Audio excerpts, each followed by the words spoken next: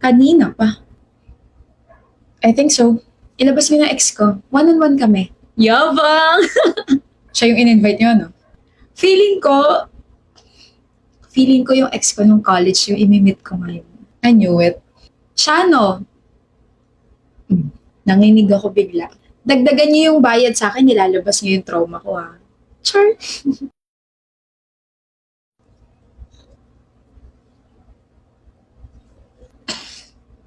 Bakit ka nandito, Ivan Ibanez? Same question. Bakit nandito ka, Jelay Concepcion? Bakit parang hindi ka makatingin sa akin? Naninibago lang. Ah, hindi ka sanay na hindi na ako yung tatanga-tangang inosenteng Jelay. You've changed a lot.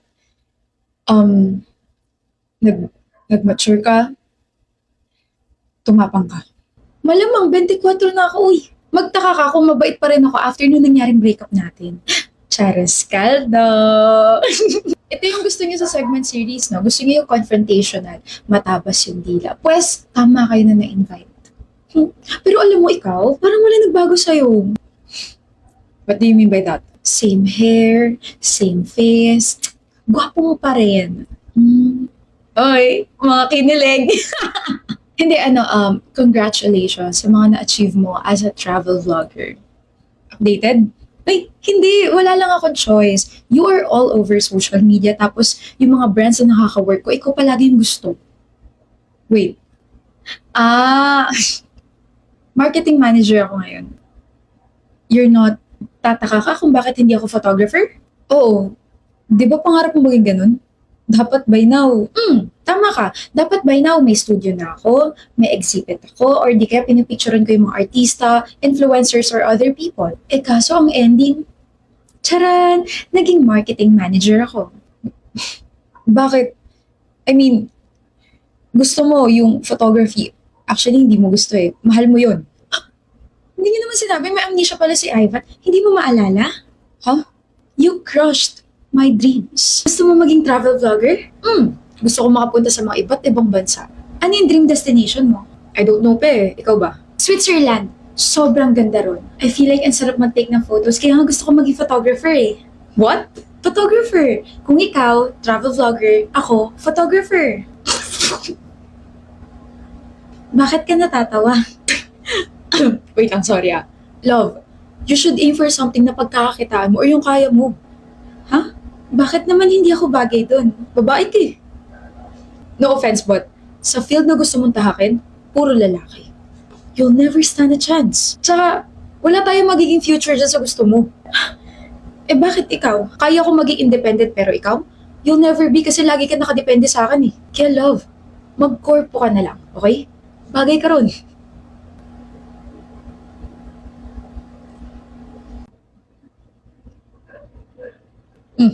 I guess naaalala mo na. Naiiyak ka na dyan eh.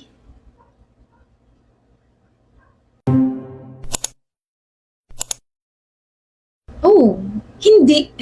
Baka mabash ako. Uy, wag niyo ako i-bash ha. Kasi nagsasabi lang naman ako ng totoo. During our relationship, lagi siya nakasunod. She was very obedient. Lagi siya naka-yes. Sobrang bait. As in, if hindi ako nagbago, sasabihin ko, yes, he was a good partner. Pero kasi, I grew up and I realized all the things he did. Sobrang bossy nga, sobrang toxic, and ayun, sobrang sakit magsalita. Uy, pero Ivan, of course, it's my choice na rin naman to work in this field. Jelay, I didn't know. Hindi ko alam na nasabi ko yun. Ganun ka naman palagi. Nauuna bibig kaysa utak. Magva-vlog ka ngayon? Oh, teaser lang muna. Sasama ba ako dyan? Ano ang bag mo? Katangahan mo?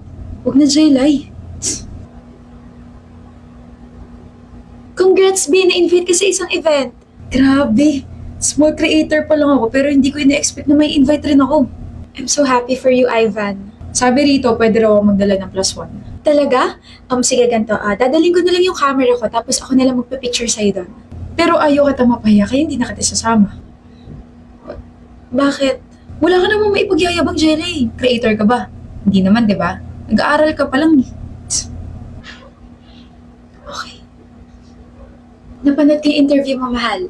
Congrats ha, pero hindi mo inamin na may girlfriend ka. Hindi mo sinabi na nag-exist ako sa buhay mo. I have to be careful. Minsan kapag umaamin na may partner, nawawala agad yung spotlight. Love, may 100,000 subscribers na ako. Most of my viewers pa naman mga babae. Sana maintindihan mo kung saan ako nagagaling, okay? Ah, oo nga naman. Oh. Oh, wait lang, CR lang ako. Oo.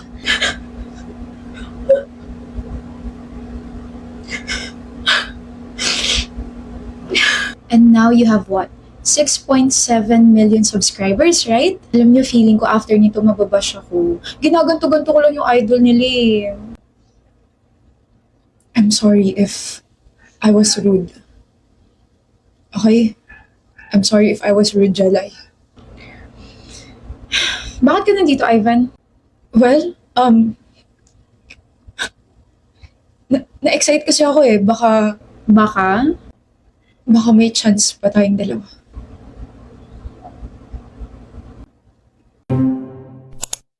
Wait, never ka pang nagkaroon ng relationship after ako? Oo. 4 na taon na simula nung nag-break tayo.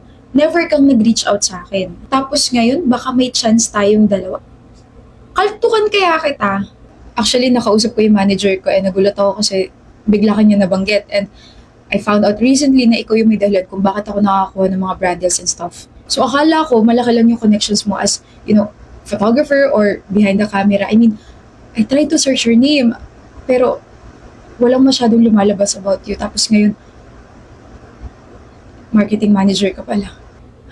Ikaw yung pinaglalaban ko sa mga brands kasi you are capable of selling products ng sobrang bilis. Hindi ba dahil mahal mo pa rin ako? Yan tayo eh. Gusto mo magkaroon tayo ng chance kasi parang ang lumalabas may utang na loob ka sa akin. Hindi yun, Jelay. I genuinely missed you. Ginagawa ko lang yung trabaho, Ivan. Okay? No feelings attached. Sa madaling salita, hindi na kita mahal. Sa tingin mo ba gusto ko makipagbalikan sa taong kagaya mo? Selfish, makapal mukha, self-centered, tingin sa akin kahihiyan. Chance? Bulok! I feel like they invited us para hindi tayo magkaayos eh. Chance na magkabalikan? No! Binigyan tayo ng chance to meet again para maalala mo kung paano mo ko sinira nung tayo pa lang. Binigyan tayo ng chance to meet again para ipaalala sa'yo na words are also weapons that can affect one's self-esteem. Ano nga ulit yung sinabi mo kanina? Nanibago ka sa akin, tsaka tumapang ako? Ivan, I had to change myself kasi sa'yo pa nga lang halos madurog na ako eh. Paano pa kaya kapag iba na yung gumawa, di ba? Uy, pero thank you ah. Kasi ngayon, strong na ako eh. Independent na ako. Para na akong bato sa dami ng mga taong nakikilala ko. Eh ikaw, after this, may chance ka pa bang i-redeem yung sarili mo? Wait lang.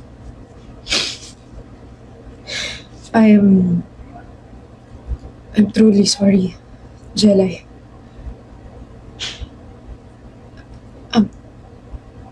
Tinake advantage ko yung kabaitan na meron ka.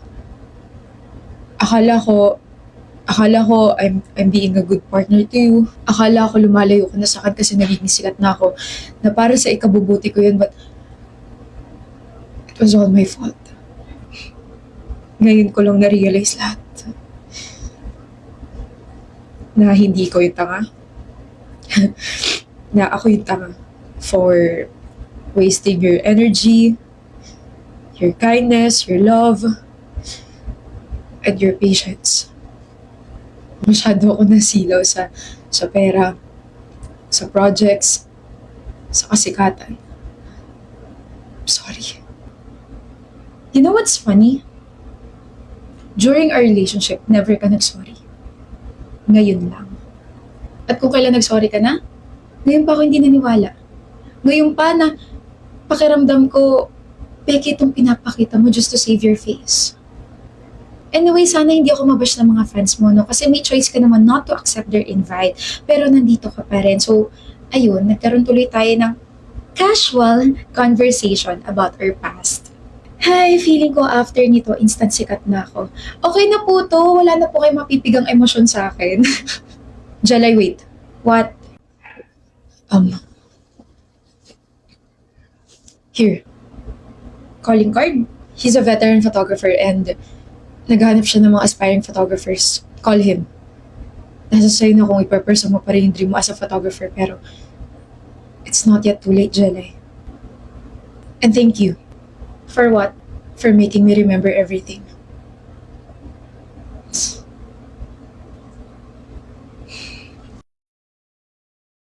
Ano ba? Mais ka na, hoy.